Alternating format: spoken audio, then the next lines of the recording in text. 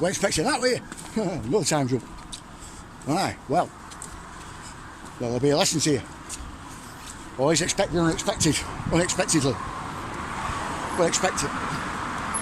As the old saying goes. Anyway, I'll level with you. The reason why there's a lot of time jumps in here is because, like I said, I'm not time traveler. The sound levels were knackered, it was also out of focus. There's loads of things wrong with it and I had to do it again. But as I'm editing it, I realised something. I've not really touched on the Merovingians all that much, when really I should. There's a few names I mentioned in there that are very important. One of them is the Wallenbergs, yeah, possibly, who are Swedish nobility. Yeah, so they're probably the most powerful Swedish family in there, in that list. One of, should I say, not the. We'll get to them on a different time. They're not really relevant to this. What the Wallenbergs are. Now they're very involved with AI technology. It was mostly computing at first, and like I said, went into AI, and then slowly started getting into genetics and cloning. I've said this a lot. These guys are obsessed with their bloodline, keeping the bloodline pure. Which is why the British royal family was shunned after the Rothschilds ended up marrying into them. It fooled them into thinking that they were part of Austrian nobility, and they were anything but.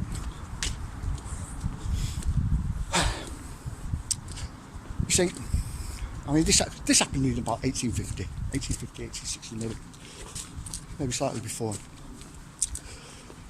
Before then, a very prominent Iraqi Jewish family had married into the Merovingian line, and this was the Sassoons. You all know who they are. Who then subsequently married into the Rothschilds much later, kind of a sort of melding together of the family lines.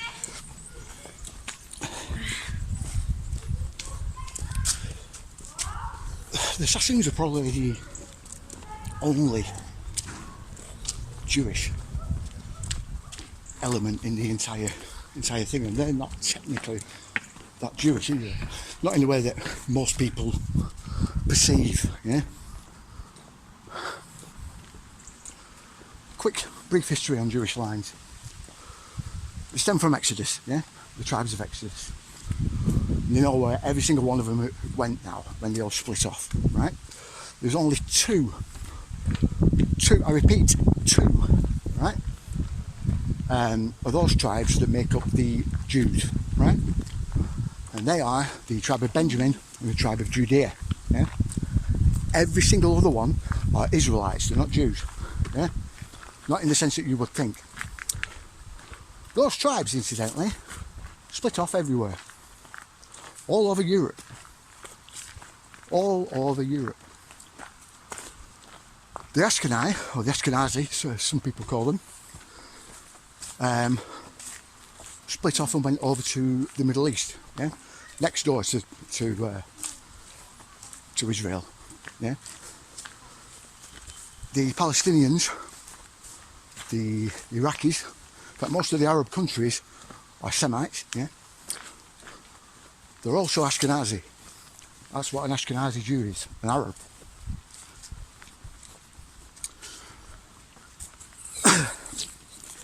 So technically, yes, they're not Jews, right? But they're part of the Israeli heritage. The Phoenicians were the descendants of the only tribe that no one knew anything about, where they'd gone or anything. It was only through a chance finding that it was discovered that the Phoenicians were actually very likely the lost tribe of Dan that vanished from the face of the earth. Even more stunning is that the Phoenicians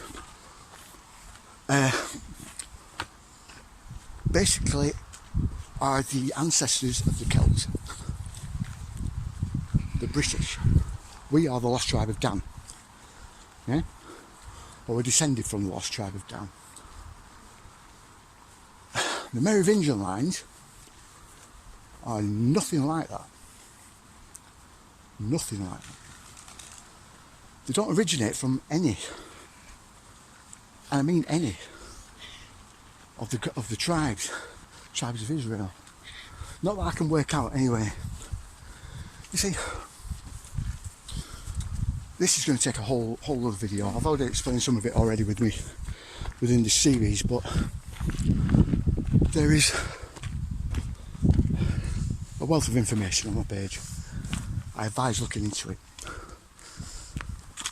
When people turn around and say that the Rothschilds are Ashkenazi Jews, that's wrong. Completely wrong. They're not Jewish. Never have been. When they say the Canaries, I just laugh at them.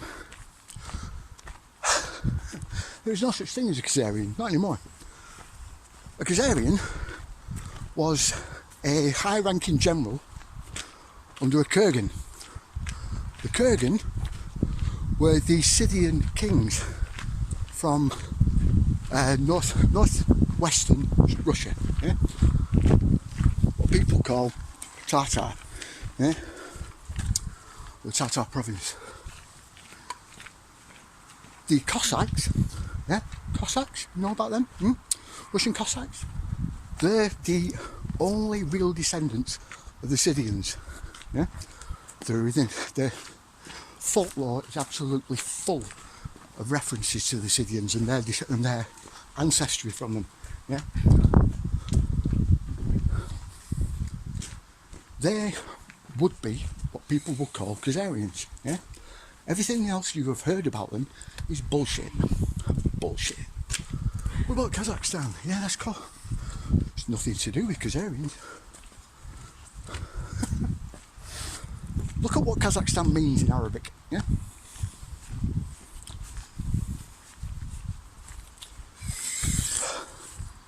So when people turn around to you and say, well, the Rothschilds are Canaries and all that. Wait! What? A rubber band. You want to sit there? What? Oh yeah, rubber band. The cat's obsessed with rubber bands. He finds them, brings them home. What? It's dirty. It's alright, we'll wash it when we get home. We can wash They it. say they're Ashkenazi. It's a lie as well. They're not. We'll get to that in a minute. But essentially, the Rothschilds would never get into this bloodline. Never. Ever. Because they're servants. First of all, what went through my mind is how stupid am I to actually volunteer for this. So, right now, you should have a reasonable idea of what this bloodline is, and what they're about. And you'll notice a lot of them are Scandinavian royal families or nobility, primarily in Finland, Norway, Sweden, not Denmark, Sweden, Switzerland. We also have the Italian side of things as well, and like I said, like you already know, the French in America, biceps.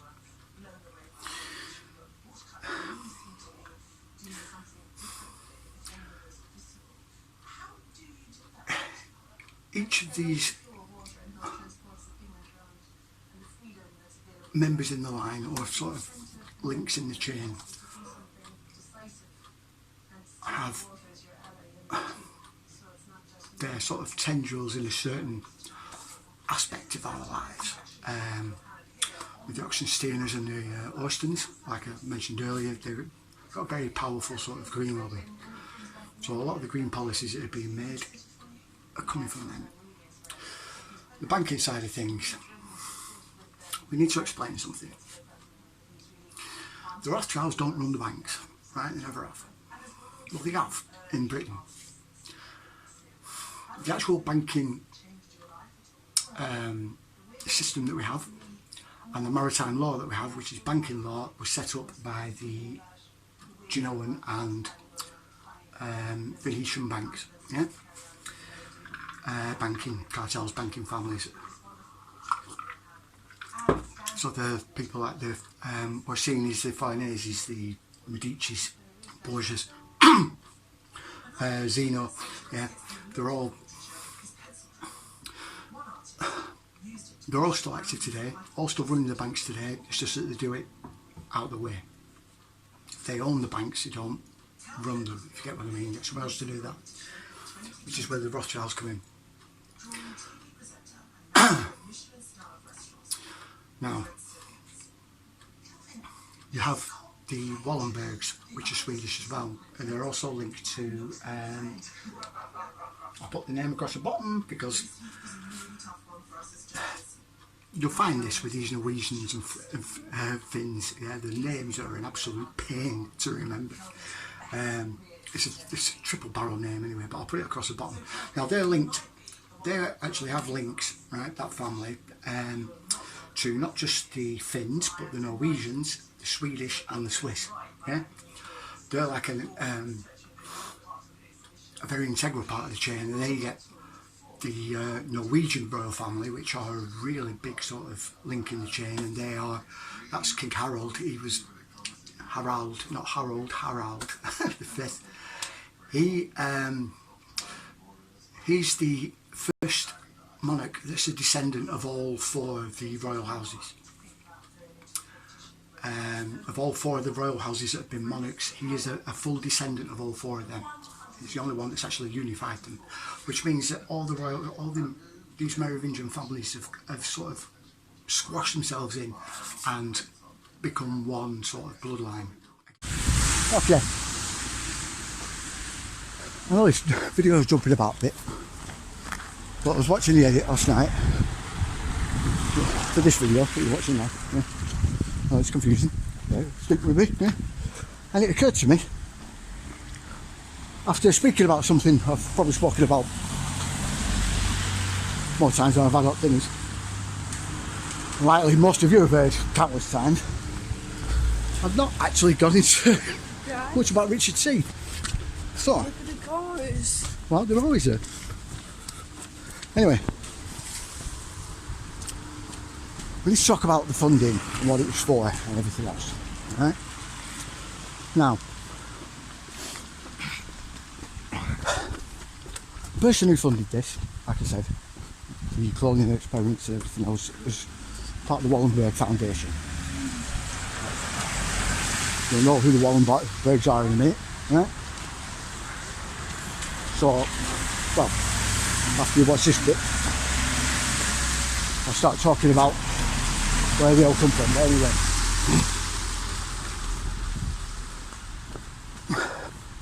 they started funding him. Basically.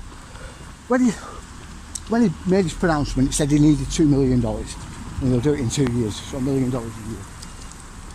And when America banned him, he said, "You will go outside of the US if needs be."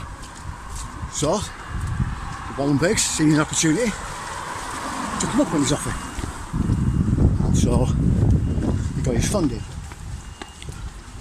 Now, why? Well, as I've mentioned countless times during this video, purity, but the genetic purity. They want to make themselves, they want another viable option, right? I'll explain more later in this video, but they want a more viable option, right? So, why do they want this? It's the Pisces. It's the Pisces that want it more than anything.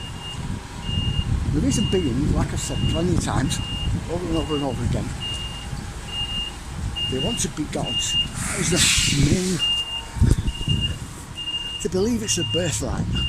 Yeah. I did a video called "The System: the Children of Adam." Yeah. And in that I explained where they came from. Yeah. I mean, to give you the full history of this is going to take a few videos, yeah? Along with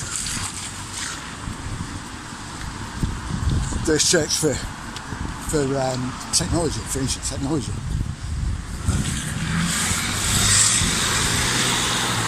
I think in some small part, in some way,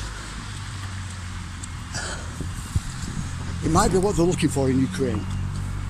It's the technology. Technology to create viable clones, or what created us. Which brings me back to the mRNA. And the reason why Richard Seed would be linked in some way to that. I think he figured out quite early on that as well as cloning a human being, he could enhance them at the same time. He could take out traits that were bad or seen as not really not beneficial or necessary, and elevate others. And I think it was this aspect that fascinated him. The possibility of leaving your own body is quite primitive for more advanced models based on their own design.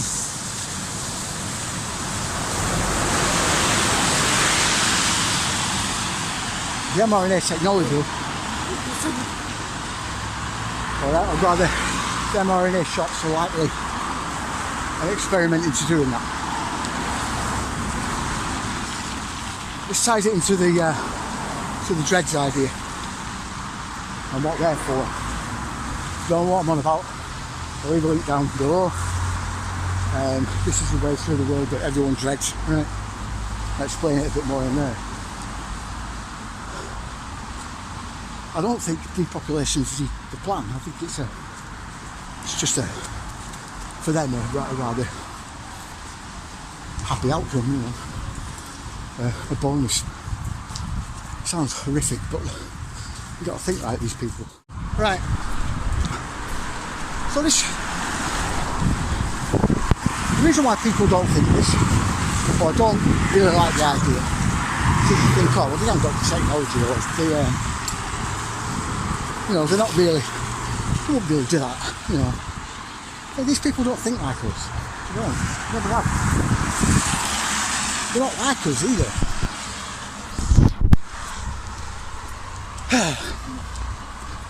Let's think of it this way, right? Okay. Cliff Notes version, yeah? There is no Anunnaki, not in the way that we think, right? People think that ancient aliens created us. No, that's not right. Right? These people, the Merovingians, were the children of Adam, yeah? Adam and Eve. At some point, distant past, they were fooled into changing our DNA to try and make us a slave race for them, yeah? To make us more subservient and to make a pure distinction between us both, yeah? It was literally us, them. They changed our DNA. Humans changed our DNA, and they're doing it again. That God's copyright I talked about, yeah, is a prime example of what they're trying to change.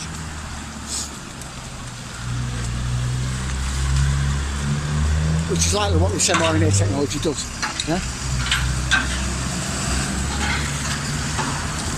It again changes us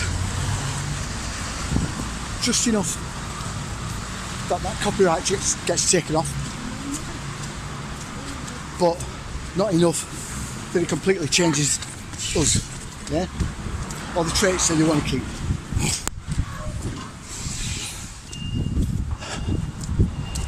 It's all about, and it always goes back to this all the time, right? Something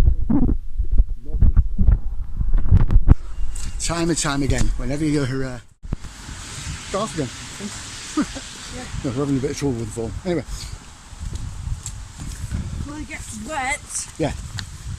It all comes back to that copyright idea, right? If they could change that, they can hijack the creation and make us their creation. Steal it, steal copyright. A bit like Chinese do with IP theft. Exactly the same principle, that's the way they see it.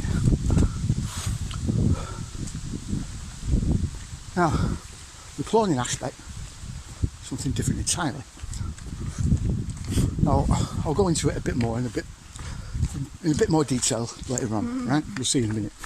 What I'll do is for those of you who've heard the story about how the Bloodlines got together and blah blah blah blah blah blah, plenty of you have heard it before. For those that haven't, I advise watching it, but for those who have, I'll leave a timestamp at the bottom here, right?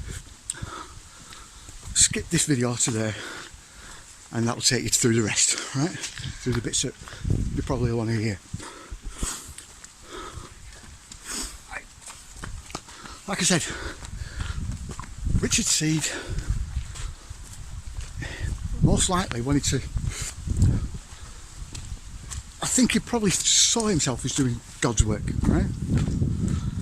The elevation of mankind through his technology would be him doing God's will. That's the way he saw it, right? It sounds like a crazy idea, but it's not. The guy was a devout Methodist, he really was. Genius. And I really did have the wrong impression of the guy, I really did. Now, he was probably mad at the same time, because what he's unleashed on the world, I don't think was what he intended. It's what they intended. They saw this cloning thing, saw what Richard Seed said he could do, and immediately decided, we want that tech for us.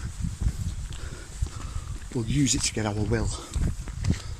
And the same entity that came through tens of thousands of years ago that Thoth talks about is like they're running the show again. Only this time, we know what to change. And that's the scariest part. We know where the registered trademark, so to speak, is. We know to wipe it out. Now they know how to make us theirs, and that's what they're attempting through Richard Seed's work. Wait till the end, yeah? I'll read you a passage from an article. You'll see what I mean. Anyway, back to me again. This is something the French did quite a lot. It would have, if the Rothschilds hadn't have infected the British bloodline, then basically the French and the British would have had some sort of wedding with royal families, and that would have unified the Charlemagne line, which is the purest line, together, and that would have been it. The Charlemagne line is seen as the purest because it was Charlemagne that established the monarchy for the Merovingians and then the spread out. And then you get the Italian families that moved in, married into that. They're actually from another sort of offshoot of the Merovingian lines. These all, everything comes out of Arata. I've already said that before, right? Which is in Ukraine. All your cultures everywhere, they all stem from Doggerland, which is where Britain is. Yeah? Where the English Channel is in Britain. Before the ice caps melted, it was actually land in between there. It's called Doggerland. It was inhabited by a few different tribes. The ones in the northeast moved out, as soon as it started flooding, the ones in the northeast moved out into Scandinavia and all over that way and round down into what is now Ukraine in the Baltics. The northwestern tribes moved up further into Britain and then down across Britain. And then the ones in the south, that whole tribe, a massive one, moved off into France, Spain, everywhere else, in the Netherlands. Now, the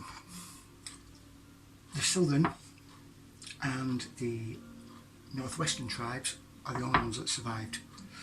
The ones, northeastern, sorry. The ones in the northwest that moved off into Britain, they were eventually wiped out about 1,000 years later by the almost all the coastline of Norway just going bump into the sea. Is it Norway? No, it's Finland. Yeah, Norway. Yeah, Norway, Sweden, Finland. Can't remember that. Well, that whole coastline there slid into the sea and caused a tidal wave that just completely submerged the whole of the UK. 2 of them, in fact, in the space of about 500 years. Now, so that just gives you a bit of background of where they are. Yeah, they're the only sort of pure lines of those tribal leaders from Doggerland. Yeah, you get what I mean? They all moved across, all the way across Europe, and established errata in Ukraine area, and all the way around that Black Sea area. So places like Göbekli Tepe and everything else are basically errata and ruins. That's what they are. We then have when the Black Sea basin filled up and it flooded, that's when they spread out. The Atlanteans were probably the descendants of the Eratans, because of the antiquity of the actual civilization itself. It's really ancient, and you can tell this by some of the findings, some of the finds that we've made. But that's for the next episode.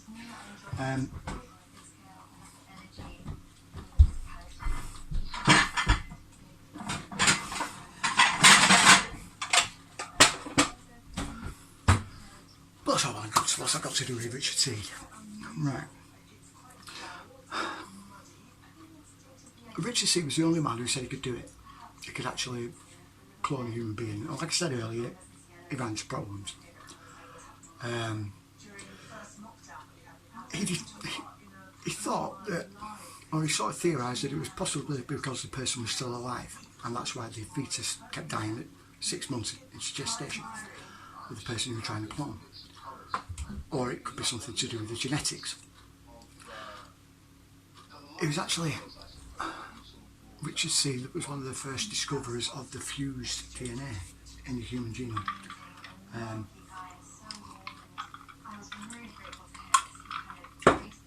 Which he, I think he thought that it was possibly an inhibitor of some kind, because it doesn't make any sense in evolutionary terms to have those genes fused together.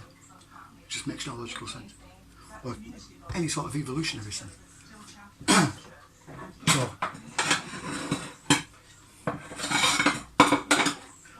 why was he doing it? Well, number one, Seed wanted to live forever. Number two,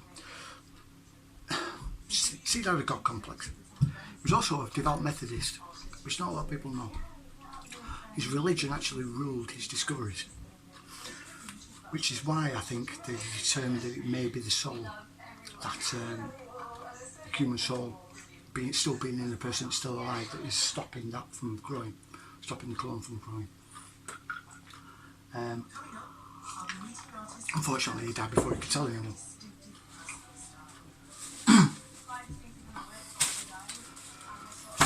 After he made that announcement, he was in high demand, naturally, especially by these Merovingian lines.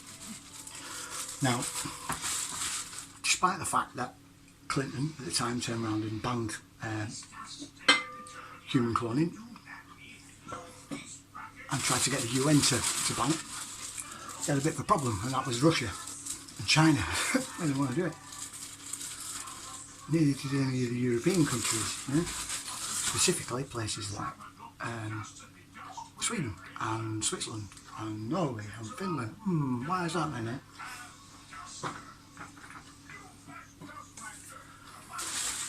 The reason being is because these guys are obsessed with the purity of the blood.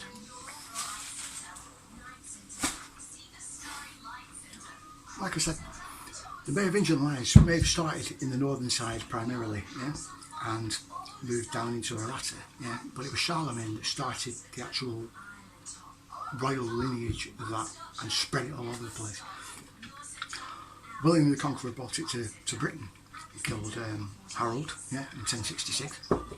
Harold was a descendant, because he was a native Brit, well, part native Brit, he was Saxon and Rum. He was essentially our last sort of Phoenician king, or that had any sort of ties to the Phoenicians. The British Isles were colonised by the Phoenicians about 6,000 years ago, 6,000 years ago.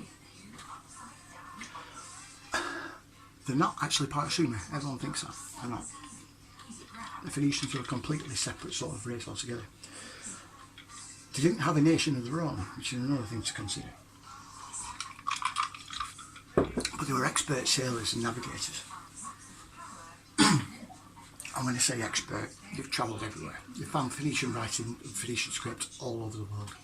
South America, North America, Australia, everywhere. It shouldn't be there, really, at all.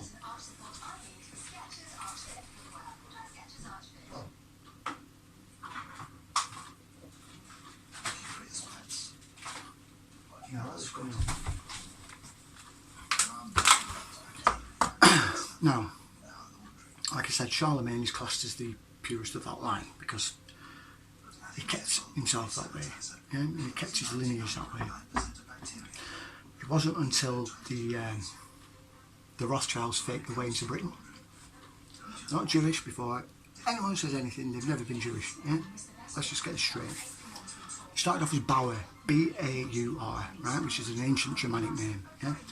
Very old Germanic name. It's not something you call a Jewish child, for a start, right? Number two, Britain had just ended, or just finished, well, won their 7th consecutive war against the Habsburg dynasty, right? Now the Habsburgs started off all sorts of ruckuses, yeah. But these wars lasted about a century, yeah. 7 of them, back to back, and the final one that was the nail in their coffin was the 7 Years' War. It involved quite a few countries all at once, and they got absolutely trounced. Essentially, we've been settling these guys' arguments, yeah, this Merovingian bloodlines arguments, yeah, for centuries, in all the wars. They fall out, we foot the bill. Anyway, the Bauer family, who came out of Frankfurt, but started off in Austria before that, was a prominent banking family. Yeah, they were very big in the banking world, but they lost a lot of money with the Habsburgs because they funded them. Silly idea. Now, at the time that this war had ended, the UK was inviting Jews from all over Europe to come over to the UK and buy land, buy businesses, and just get the economy re-going because we were skint. Yeah, our war chest was empty. They were inviting, in particular, though, Austro-Hungarian Jews. Now, Jews, by their very nature, aren't particularly that loyal to anyone but themselves. Quite arrogant, quite loyal, and love a good deal. So that's what we gave them in the UK. And tons of them flocked here, right? Yes, there's been mass immigration in Britain for a long time, but mostly Jewish families who eventually stayed.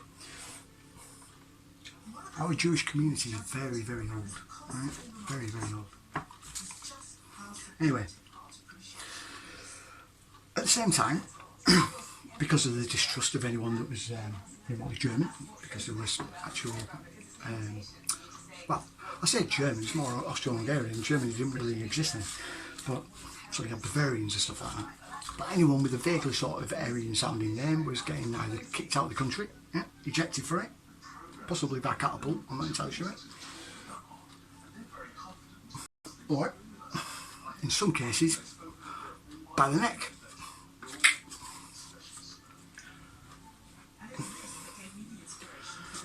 And they were usually the guys in prominent positions or business owners that seemed suspicious by sneezing or something in German. Anyway, the Bauer family could see this going on in Britain at that time, and even though they were slightly skint, I mean, they weren't really that skint, but And because, I mean, they should be Jewish, they're greedy enough, but they're not. Never wanting to let a good sort of opportunity go to waste, they decided to send half the family over here to boost the family profit chest, really. Like I said though, they had a pretty dramatic name. The name was also pretty much associated intrinsically with Habsburgs. We weren't on too fond of them at the time.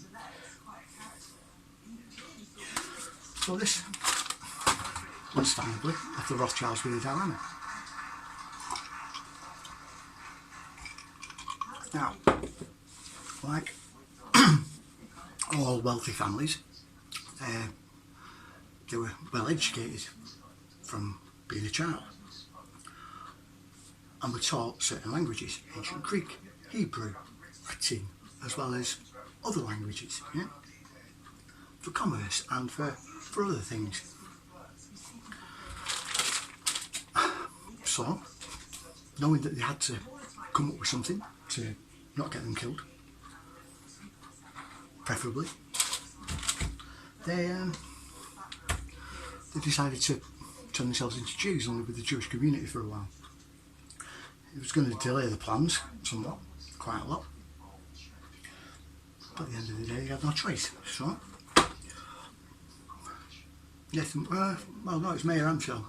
Mayor Amschel, through his quick thinking, turned around and said, okay, where's children on the door? Where's your Rothschild?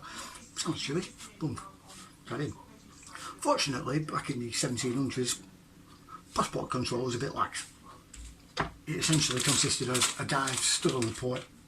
What's your name? Go on. What's your name? Oh, you're a Jew. Oh, fantastic. Come on in.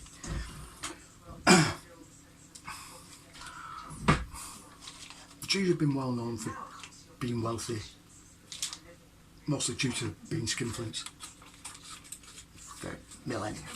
Yeah? It's like a racial trait, really. So the Rothschilds used that when it suited them. So they did a very silly thing and got involved with the French Revolution. But they didn't quite complete their mission. They left someone alive that they shouldn't have left alive.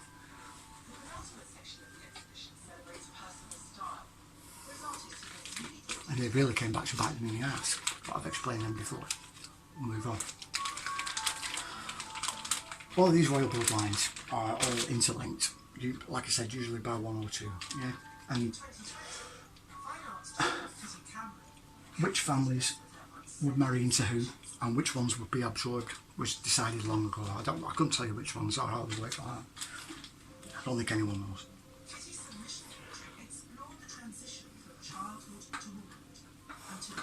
But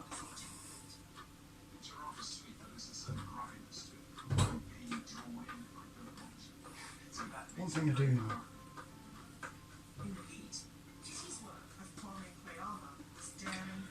is that with all this focus on purity, there's only one pure line left, yeah, which is the Pisces. They can't hold this integrity for much longer, this genetic integrity, so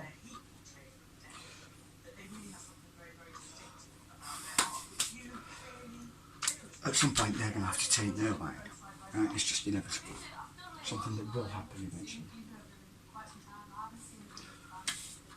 Cloning was a way out. They could then increase certain aspects in the genetic code that is particular to Merovingians and elevate some and decrease others.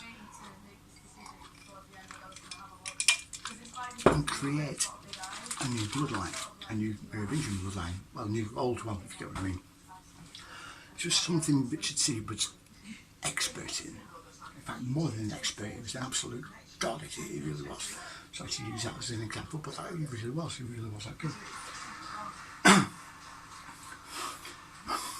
when you read some of his work, I'll leave it in the I'll leave it in a link to his stuff in the description. It's fascinating.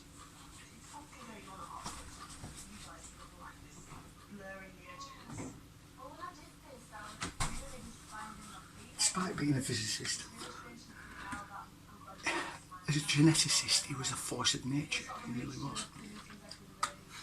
There wasn't anything he couldn't do, but he lost interest very quickly. I'll leave a link to an article in the description. It's an interview of him, with him, and it's the only one you can find now online. I wish I'd started looking into this guy properly earlier, before Google started messing with the internet, because there's so much for this guy. His work is being used now. Over the past 20 years, there's been a few finds in Russia.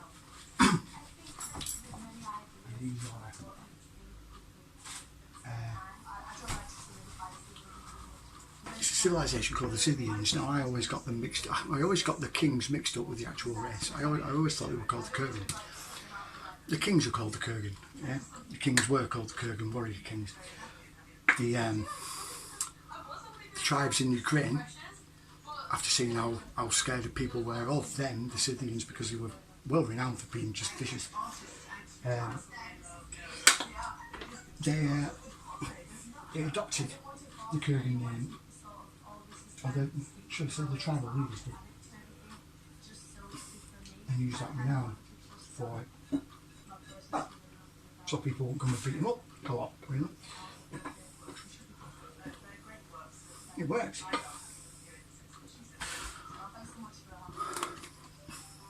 But you always got found out. Always got found out. You're not really a Scythian, are you? No. And this is where all the ancient Slav and Romani folklore comes from. A lot of the folk tales are about the Scythian kings.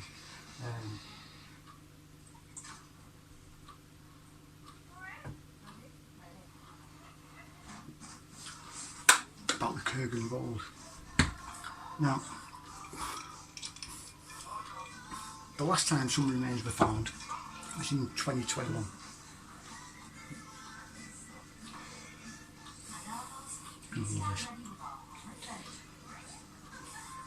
As soon as it was found, it was discovered that there was viable genetic material in there. Now Putin, did the smart thing.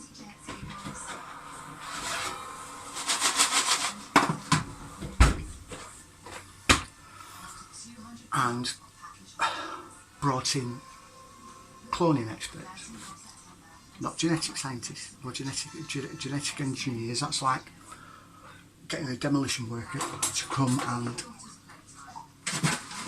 paint your house with a Sistine Chapel sort of picture on your ceiling. Yeah, you just won't do it.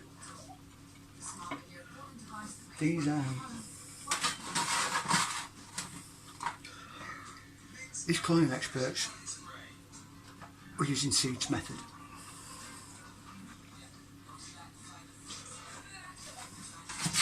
Why do you use cloning experts? Well, like I said earlier,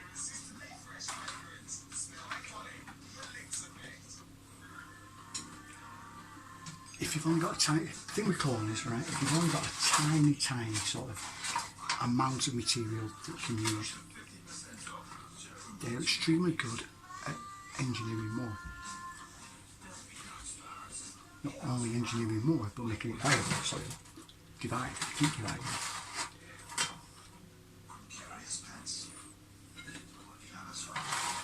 Basically, you know that if they can't do it, you're never going to get anything out of it.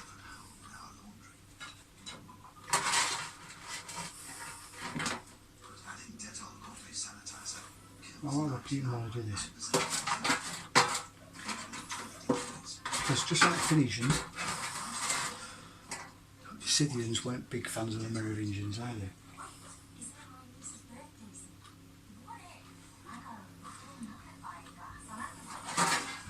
And besides, if the rumours about Putin are true, he really is on his last legs, searching for the key to immortality.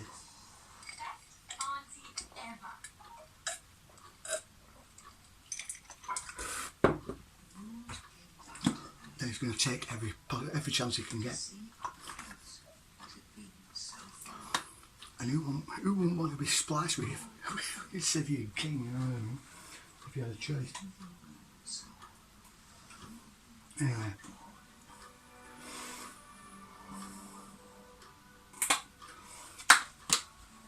I think this is partially why he's gone into Ukraine.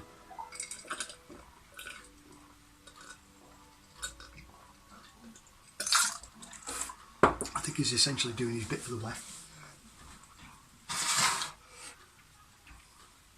But he's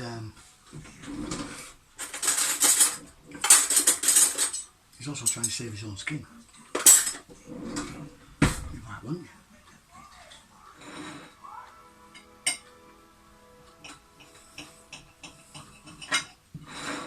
Anyway.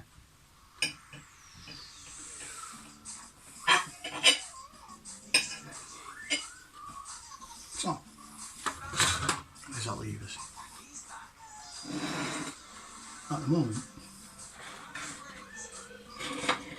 that leaves us with another side of this research.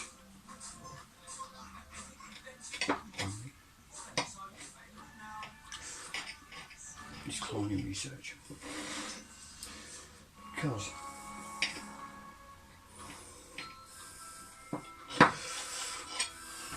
though Robert Malone kind of invented the mRNA vaccine technology, he needed other work to use as a foundation.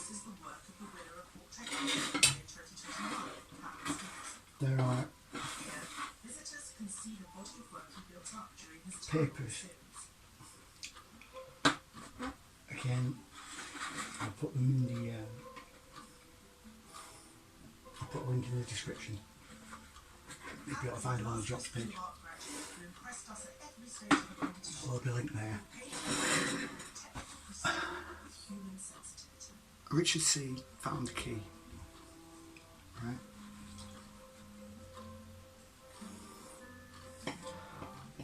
I was trying to work out, I've heard stories about this God's copyright idea for years. I couldn't work out where it came from, or if it was real, to be honest. And then I found an obscure little book that someone else wrote about, that mentions Richard C. just religiously all the way through.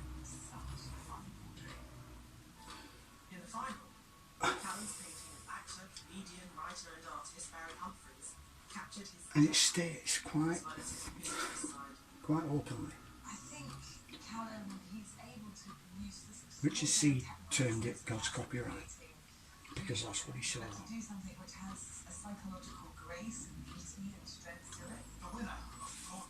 And this wasn't long before he died. Maybe a couple of months. So Callum, how does it feel to see your great achievements? There's been many a person that's tried to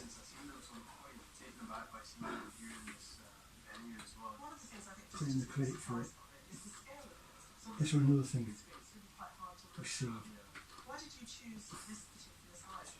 It was what I could do best in 4 hours for me, and so It was quite small, and that was a starting point for me. So when you were confronted with a bizarre individual, were there things that happened that you weren't expecting? unbelievably intelligent. Totally beyond mental, you know what I mean? It was incredible. Like I said, he started off as a physicist, and then next thing you know, he's working on fertility techniques for his brother. Anyway, thing Richard seed, this is the geneticist equivalent to Tesla, yeah, and it's that important. He died similar circumstances to Tesla, broke, pretty much destitute, old, frail. When he died, all his weight was stolen.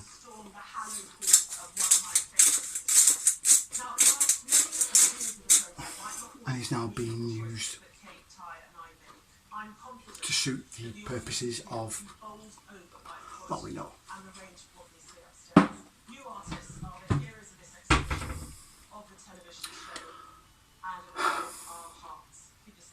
He was a brilliant man.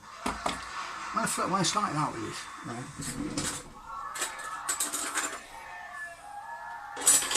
I'd already had a preconceived misconception about the guy. But the more I found out, the more I realised he was desperate to leave his mark. He wanted to leave a legacy that could be used to advance the human race. That's the way he saw things. He wasn't just seeing the people that he was working for that were funding him as the ones that were going to be gods. He saw the whole of humanity that would become like God. That's the way he saw things, and he wanted to be God. He did.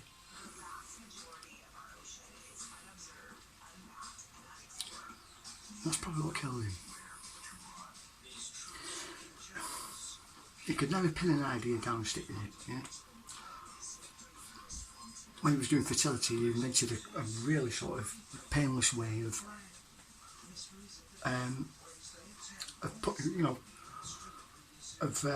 doing this fertility treatment instead of the IVF way, which is quite sort of brutal and archaic. They found a way of washing the outer shell of the eggs, and it took longer. It was a longer process. It had a less sort of had less of a percentage of them actually, the eggs actually taken, but they had a higher percentage of the babies living, right? Which is a big difference, and it's the other way around with IVF. Or having problems, yeah. And he used the same technology, the same idea in his cloning. I'm gonna finish with just this excerpt from. I'm going to read to you from this newspaper article to give you an idea of who the man was.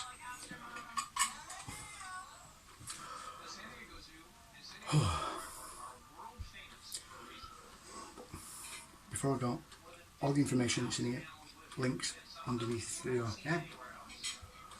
Read it, look at it, study it, especially the PDF that I made, well, the PDF of the presentation that I made at the beginning, alright? You need that, you need to know those names. Alright? Well, thanks very much, and I think this one was good, so let's see you next episode. Alright, see you later. This is a Washington Post article from 1998 with Richard C. This is the interviewer. What about the possibility of error in human cloning? Ian Wilmot had 276 failures before Dolly the sheep was born. Some of them were grotesque.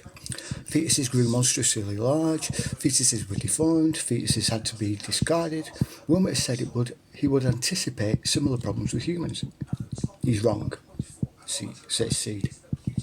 My solution is DNA fingerprinting before transfer, he explains. The same technique used by forensic scientists to catch criminals can be used to make sure that the genetic material of the donor and the clone are identical. You look at those long pages of dots and make sure they are identical. If the clone dots are identical to the donor dots, it is impossible to have chromosomal abnormalities. Can it possibly be that simple? He smiles. Maybe these guys haven't thought of it yet. The phone keeps ringing. Seed keeps peevishly checking his watch. Appointments away. You're clearly not as intelligent as I am. You recognise that, don't you? This comes out of nowhere. Is he joking? You don't think as fast as I do. No, he's not joking. You don't use words as large as I do. The doctor does not lack for self-esteem. I am a new genius, he says, and then corrects himself. I am a former new genius. A former new genius? He doesn't elaborate. The doorbell rings. Seed rises to answer it. Doctor, I have seen you on TV and I have great respect for the work you are doing. Seed tuts, he thanks. There is a shuffle of papers. I'm Anthony, and I have something I would like to read. I would like you to read. Anthony, small and pudgy and earnest. He proffers a document. The federal government is illegally using microscopic technology on me, he says. They made me consume something that can communicate to your neurons with the electrical impulses. Now that's actually real, believe it or not. That's for another time. But anyway, the federal government is committing this crime against me. I am having problems getting this recognised by the state police because it makes people look like they are mentally ill. It mimics schizophrenia, and I'm hoping you can help me. Seed graciously agrees to look at the material. When Anthony is gone, Seed smiles sadly and spins a finger in circles against his temple. There are many things about which he is cynical, and he is contemptuous of people who he feels are inferior intellect, but he is not making fun of the visitor at the door. I try to be polite. There is nothing to be gained from hurting people's feelings. He knows what it's like to be called a madman. Seed has some secrets. As the hours pass, he dribbles them out. The first is his secret number, it's 200,000. And it is what he predicts is the total yearly market for human clones in the United States. The infertility market, he says, is relatively small, only 3,000 sterile couples a year.